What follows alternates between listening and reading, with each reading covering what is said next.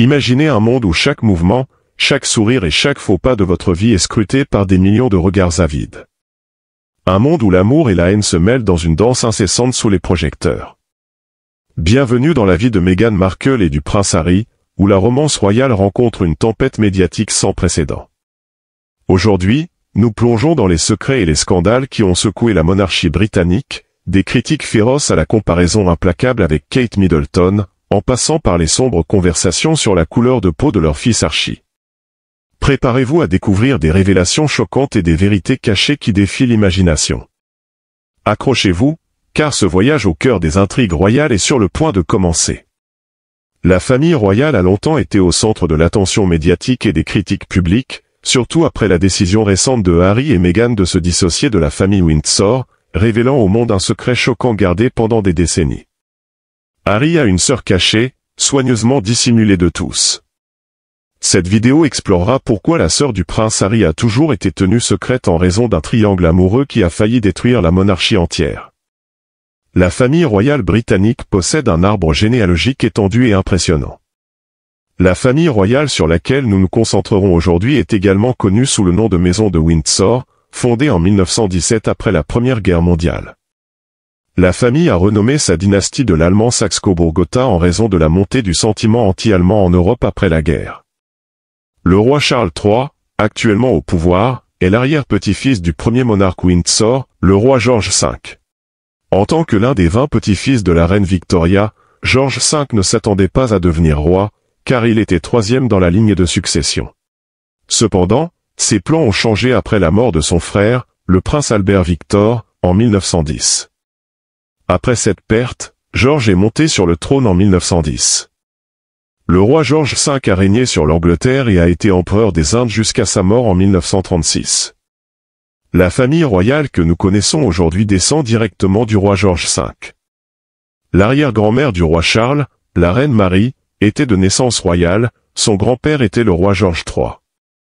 Dans un tournant des événements, Marie fut d'abord fiancée au prince Albert Victor, le fils aîné du roi Édouard VII, mais après la mort d'Albert Victor, Marie accepta d'épouser son frère, le futur roi George V. Ils se sont mariés en 1893 et ont eu 6 enfants, dont 2 devinrent des monarques régnants. Le fils aîné de George V et de la reine Marie, Édouard, devint le roi Édouard VIII après la mort de son père en 1936. Cependant, quelques mois seulement après son accession au trône, il plongea le pays dans une crise en proposant le mariage à Wallis Simpson, une Américaine divorcée. L'annulation de son mariage devint une controverse, car en tant que monarque, il était également le chef de l'Église d'Angleterre, qui interdisait strictement aux divorcés de se remarier si leur ex-conjoint était encore en vie. Face à cette opposition, Édouard abdiqua en décembre 1936. Son frère cadet Albert prit alors le trône sous le nom de roi George VI, devenant ainsi le père de la future reine Élisabeth II. Le règne d'Édouard fut l'un des plus courts de l'histoire britannique, ne durant que 326 jours. Par la suite, il fut nommé duc de Windsor et épousa Wallis Simpson en 1937. Ce sacrifice familial précoce pour maintenir les apparences et les traditions est l'une des premières indications des défis futurs pour la maison de Windsor. Après l'abdication d'Édouard en 1936, Albert prit le trône sous le nom de roi George VI. Il épousa Lady Elizabeth Bowlion et ils eurent 2 filles, la princesse Margaret et la future reine Élisabeth II. Pendant le règne de George, la dissolution de l'Empire britannique et la formation du Commonwealth britannique furent finalisées, faisant de George le premier chef du Commonwealth et le dernier empereur des Indes. George fut succédé par sa fille à sa mort en 1952 à l'âge de 56 ans. La reine Élisabeth II, née en 1926, devint l'héritière présomptive au trône après l'ascension de son père, George VI, en 1936. Elle se fiança avec le prince Philippe de Grèce et du Danemark en 1947. Étonnamment, Élisabeth rencontra Philippe pour la première fois lorsqu'elle n'avait que 13 ans. Ils se marièrent en 1947 et eurent 4 enfants ensemble, Charles, Anne, Andrew et Édouard.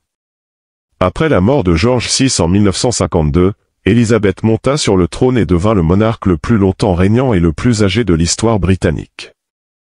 Elle régna pendant 70 ans avant de mourir en 2022, laissant un héritage incomparable. Son fils, Charles, lui succéda en 2022. Le roi Charles III est l'actuel monarque du Royaume-Uni, chef du Commonwealth et gardien de nombreux secrets et scandales. Né en 1948, Charles était le fils aîné de la reine Élisabeth II et du prince Philippe.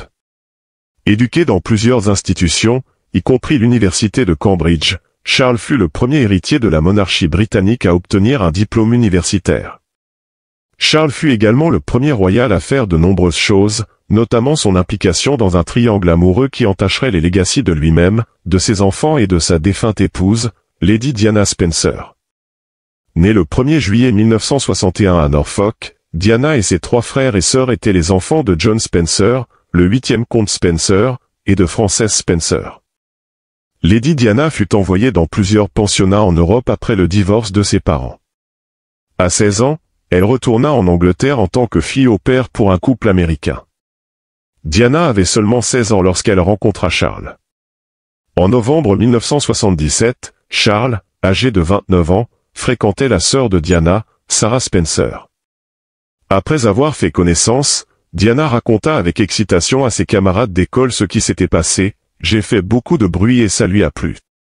Il est venu me voir après le dîner et nous avons eu une grande danse, dit-elle. » En novembre 1978, Diana fut invitée à un bal au palais de Buckingham.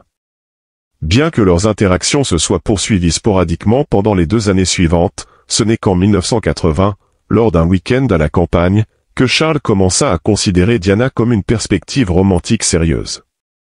La relation progressa après que Diana fut invitée à bord du yacht Royal Britannia pour un week-end de voile.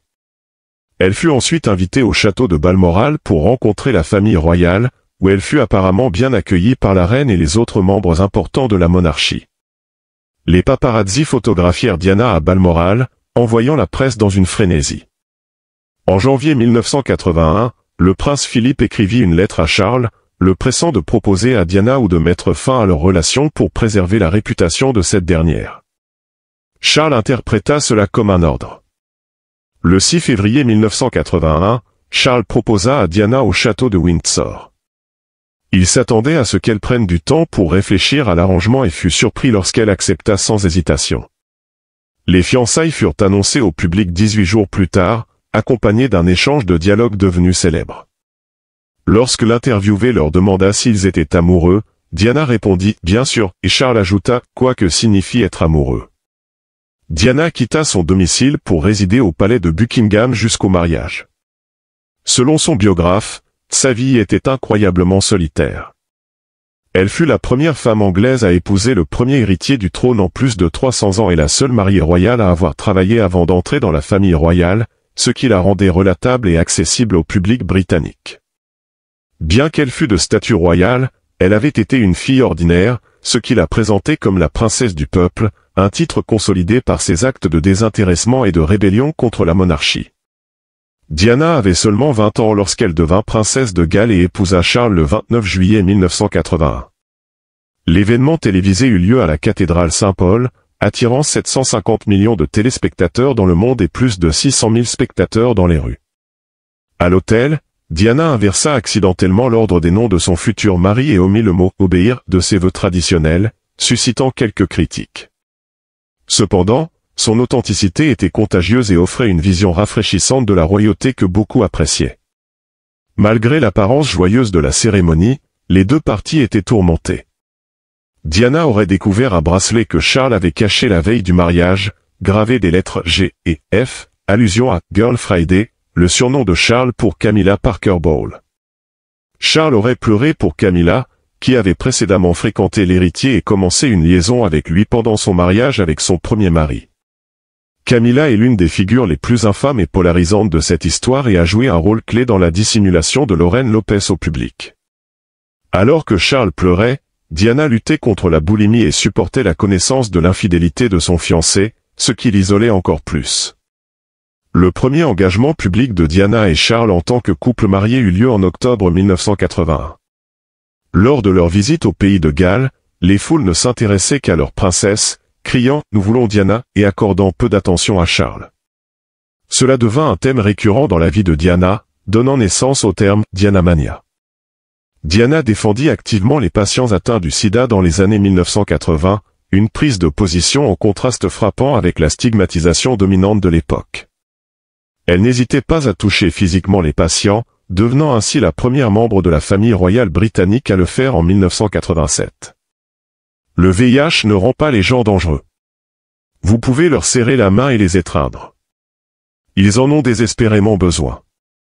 De plus, vous pouvez partager leur maison, leur lieu de travail et leur terrain de jeu et jouets, déclarait-elle. L'approche progressiste de Diana sur les questions mondiales contrastait avec les normes de la reine. La reine Elisabeth aurait découragé Diana de plaider en faveur des patients atteints du sida, suggérant plutôt qu'elle trouve quelque chose de plus agréable. Diana refusa de compromettre ses convictions morales, approfondissant les fissures dans sa relation avec la famille royale.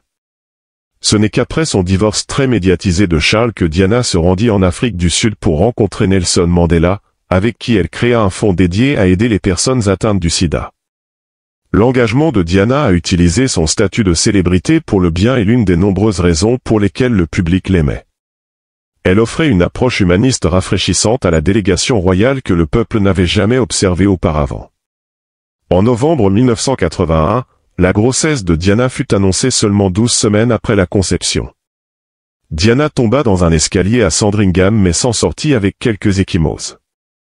Elle avoua plus tard qu'elle s'était jetée dans les escaliers en raison de sentiments d'autodégoût et d'inadéquation, renforçant l'environnement infernal de son mariage avec Charles, qui aimait une autre femme. Diana donna naissance au prince William en 1982, souffrant ensuite de dépression postpartum intense. 2 ans plus tard, elle donna naissance au prince Harry, et cette deuxième grossesse s'accompagna également de nombreux défis. Il est dit que Diana et Charles étaient à leur point culminant de vitalité à cette période, bien que Diana ait gardé le sexe de Harry secret pour Charles, qui espérait avoir une fille. Cependant, les plaisanteries ne durèrent pas longtemps, car des problèmes graves surgirent seulement 5 ans après leur mariage, scellant le destin de la princesse Diana, de Charles, de Camilla, et de la sœur royale secrète. Seulement 5 ans après leur mariage, Diana et Charles étaient plus éloignés que jamais. En 1986, Diana commença une liaison avec James Hewitt, qui avait été l'instructeur d'équitation de la famille. Les médias spéculèrent même que Hewitt, et non Charles, pourrait être le père de Harry, en raison de leur similitude physique. Cependant, Hewitt a fermement nié cela, affirmant que sa liaison avec Diana avait commencé 2 ans après la naissance de Harry. Cette même année, Charles était entièrement absorbé par sa relation avec Camilla. Folle de rage par son manque d'autonomie et de respect parmi les membres de la famille royale, Diana confronta Camilla lors d'une fête d'anniversaire en 1989. Diana dit à la femme plus âgée, « Je suis manifestement dans le chemin et cela doit être un enfer pour vous deux, mais je sais ce qui se passe, ne me traitez pas comme une idiote. » En 1992, la famille royale avait déjà tenté et échoué d'intervenir. Le public réagit négativement aux vidéocassettes de Charles et Diana qui confirmaient explicitement les rumeurs sur leur mariage troublé et faisaient allusion à leurs liaisons respectives. Cette même année, le livre d'Andrew Morton, Diana, Her True Story, fut publié, déclenchant une tempête médiatique. Le livre révélait des détails choquants sur la jalousie de Diana concernant la liaison de son mari. Des questions furent soulevées quant à savoir si Charles serait apte à la monarchie s'il divorçait de Diana et se remariait avec Camilla. À l'époque, les politiques strictes concernant le divorce dans l'Église étaient toujours en vigueur, rappelant l'abdication du trône par le roi Édouard VIII. Plus tard cette année-là, le Premier ministre John Major annonça la séparation de Charles et Diana. Pour tenter de redresser sa réputation après la fuite des appels téléphoniques explicites et suggestifs entre lui et Camilla en 1993, Charles engagea une équipe de tournage de documentaires pour le suivre pendant 1 an et demi. Cependant, ces efforts eurent l'effet inverse lors de la sortie du film. Lorsqu'on demanda à Charles s'il avait été honorable et fidèle dans son mariage, il répondit « Oui, jusqu'à ce que cela devienne irrémédiablement brisé, nous ayant tous les deux essayé. » Il poursuivit en qualifiant Camilla de « amie » qui resterait dans sa vie pour l'avenir prévisible. 2 ans plus tard, Camilla annonça son divorce d'Andrew Parker Bowles. Dans une interview télévisée infâme avec Martin Bashir, Diana fut interrogée pour savoir si Camilla avait joué un rôle dans son divorce avec Charles. Diana déclara « Eh bien, nous étions 3 dans ce mariage, donc c'était un peu encombré. » Peu après cette interview, leur divorce fut finalisé. Diana semblait sortir du bois, prête à se lancer dans une carrière philanthropique prolifique, pleine d'opportunités et d'excitation. Cependant, tout changea le 31 août 1997, lorsque Diana fut tuée dans un accident de voiture tristement célèbre, sujet à de nombreuses spéculations publiques. Après la mort de Diana, le public était en deuil massif. Elle était aimée par presque tous ceux qui connaissaient son nom et elle avait connecté avec toute une génération d'une manière que d'autres de son statut n'avaient pas envisagée. Charles utilisa la tragédie pour légitimer sa relation avec Camilla, confirmant un rapport des tabloïds britanniques selon lequel Camilla avait rencontré le prince William. Cependant, la reine, comme le grand public, désapprouvait la nature adultère de leur relation. Avec le temps, cependant, les choses changèrent. En 2000, la reine Elisabeth II assista à une fête à Highgrove où Camilla était également présente, signalant son approbation de leur relation au public. Cependant, le public était insatisfait. Tout le monde connaissait l'infidélité de Charles et l'amour unanime du public pour Diana et sa perte dévastatrice était encore frais dans les esprits. Camilla représentait les manières anciennes de la monarchie qui étaient devenues obsolètes et désagréables pour le peuple. Personne, à part Charles et Camilla peut-être, ne voulait voir Camilla prendre la place de Diana. Après la crise publique de la mort tragique de Diana, Camilla et Charles furent forcés de mettre leur relation en veilleuse. Diana avait auparavant qualifié Camilla de « Rottweiler » et elle était maintenant étiquetée comme la femme la plus haïe de Grande-Bretagne. Après une lutte initiale pour obtenir l'approbation de la reine, Charles et Camilla emménagèrent à Clarence House pour apaiser les réactions du public. La famille royale publia une déclaration promettant que les fonds des contribuables ne seraient pas utilisés pour décorer la chambre de Camilla. Ils entreprirent une bataille acharnée pour réhabiliter l'image des deux parties. En 2005, Charles et Camilla annoncèrent leur fiançailles et se marièrent 2 mois plus tard. Camilla reçut le titre de duchesse de Cornouailles au lieu de princesse de Galles. Notamment, la reine n'assista pas à la cérémonie mais organisa une réception plus tard au château de Windsor. Lors de l'ascension de Charles au trône le 8 septembre 2022, Camilla devint reine consort. La reine Elisabeth II avait précédemment déclaré, lorsque, en temps voulu, mon fils Charles deviendra roi, je sais que vous lui apporterez, ainsi qu'à sa femme Camilla, le même soutien que vous m'avez apporté. Elle continua en disant, c'est mon souhait sincère que, lorsque ce moment viendra, Camilla soit connue sous le nom de reine consort, tout en continuant son propre service loyal. Plus tard cette année-là, après la mort de la reine, Camilla devint reine consort, 51 ans après avoir rencontré Charles. Nous sommes enfin prêts à dévoiler les secrets concernant la fille cachée de Camilla et la princesse dont le monde n'a jamais entendu parler, la sœur royale secrète de Prince Harry et Prince William. Laura Parker Bowles est la demi-sœur de Prince William et Prince Harry. Leur histoire a commencé pendant leur enfance, période au cours de laquelle l'implication de leurs parents dans un triangle amoureux ultra controversé a eu un impact significatif sur les interactions des enfants, menaçant leur proximité en raison de la nature contentieuse de l'enchevêtrement de leurs parents. Malheureusement, William et Harry sont restés distants de Laura en grandissant. Selon le livre d'un reporter royal publié en 2010, Harry and William, Laura et William ne s'entendaient pas. Ils se disputaient terriblement pour savoir qui était responsable de la désintégration de leur foyer. William blâmait Camilla pour toute la douleur qu'elle avait causée à sa mère, ce qui mettait Laura en rage. Laura répondait fermement, « Ton père a ruiné ma vie ». Habituée aux critiques dès son jeune âge à cause de sa proximité avec sa mère, qui recevait des quantités infinies de haine et de désapprobation après la mort de Diana et la révélation de l'infidélité de Charles, Laura décida très tôt de garder un profil bas pour protéger son estime de soi. Camilla a un autre enfant, Tom Parker Bowles, un écrivain culinaire britannique qui a connu un succès commercial en publiant 7 livres de cuisine. Contrairement à Tom, qui prospère sous les projecteurs, Laura a adopté une approche différente en devenant la belle-fille du roi. Elle préfère garder la majorité de sa vie personnelle cachée du public. Laura est conservatrice d'art et a abandonné le nom de famille de sa mère lorsqu'elle a épousé Harry Lopez, un ancien mannequin de Calvin Klein et comptable actuel, en 2006. Comparé à d'autres membres de la maison de Windsor, la vie de Laura a été pratiquement cachée du public. On suppose que cela est dû à son expérience d'enfance, où elle a vu sa mère être victime de la colère incessante et vorace du public désapprobateur. Cependant, ces dernières années, Camilla a commencé à reconnaître fréquemment sa fille lors d'apparitions publiques. En tant que conservatrice d'art, Laura fait occasionnellement de rares apparitions sur le tapis rouge lors d'événements dans le domaine de l'art.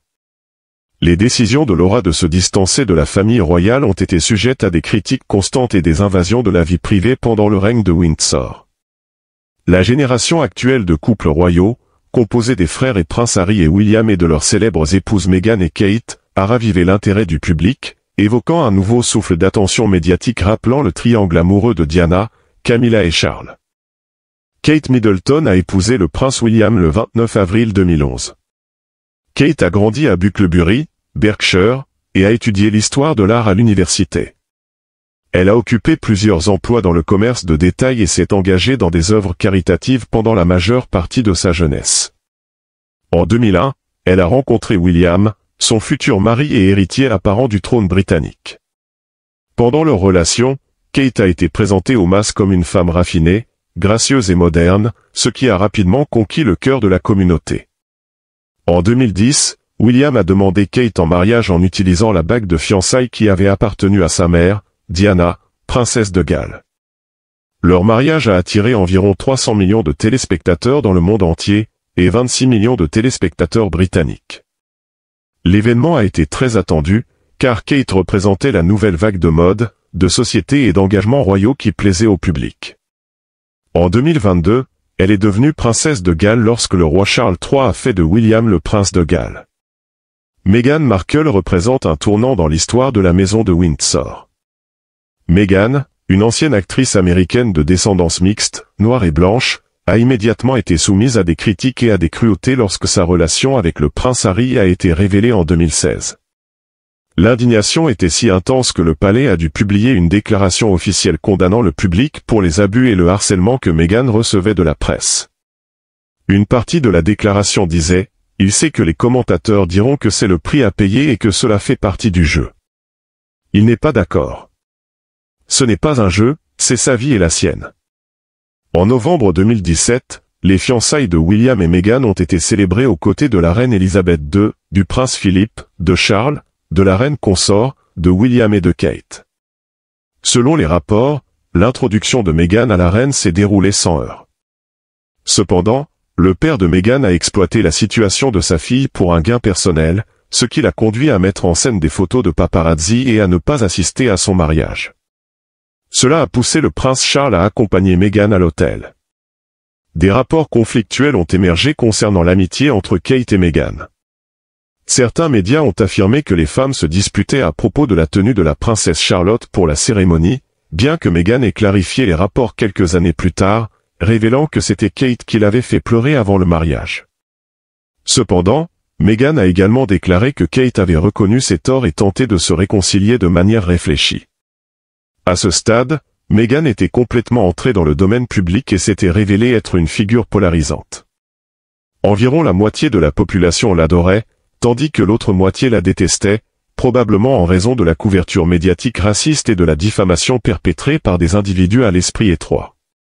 Alors que la famille royale a tout fait pour dissimuler la présence de tensions internes au public, nous savons maintenant que Meghan et Harry faisaient face en privé à un réseau discriminatoire et injuste de personnes dont la seule priorité était de maintenir les apparences et les traditions.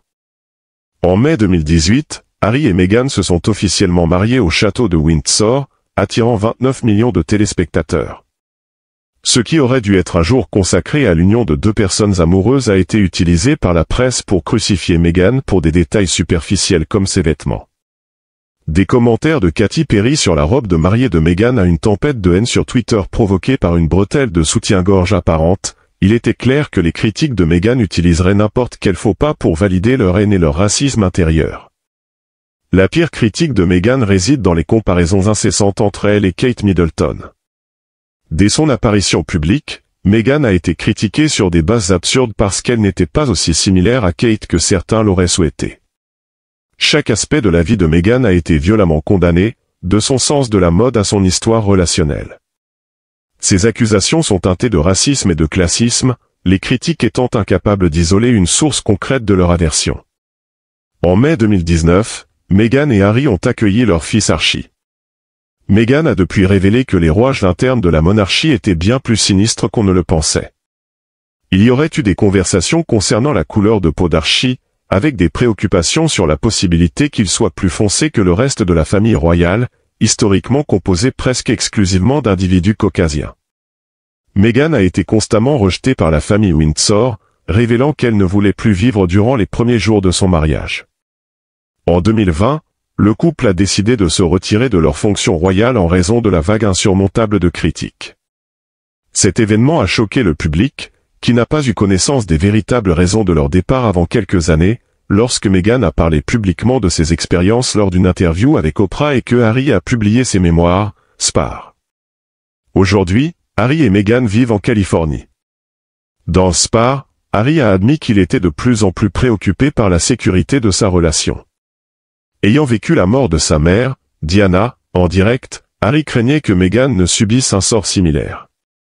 Comme Meghan, Diana était une figure controversée qui polarisait les masses. L'approbation de la reine Elisabeth II pour ces deux femmes était au mieux semi-convaincante, et le monde est très familier avec la fin explosive de l'histoire de Diana. De nombreuses théories entourent la mort de Diana, certaines pointant du doigt la reine, l'accusant d'avoir orchestré l'événement pour éliminer les risques liés à l'implication de Diana avec la famille royale. Beaucoup pensent que le départ de Harry et Meghan était une réponse directe au mystère entourant la mort de Diana et au désaveu des Windsor. Prince William et princesse Kate sont les héritiers restants au trône qui résident dans l'œil du public. William et Kate représentent les traditions de la monarchie, offrant une présentation digeste des valeurs royales qui intriguent et réconfortent le public. Cependant, très récemment, l'absence de Kate Middleton a conduit le public à spéculer sur la santé de la princesse, certains envisageant même le pire. En analysant la nature cyclique des drames relationnels dans la famille royale britannique, il est facile de tracer des parallèles entre le triangle amoureux de Diana, Camilla et Charles et la rivalité entre Harry et William.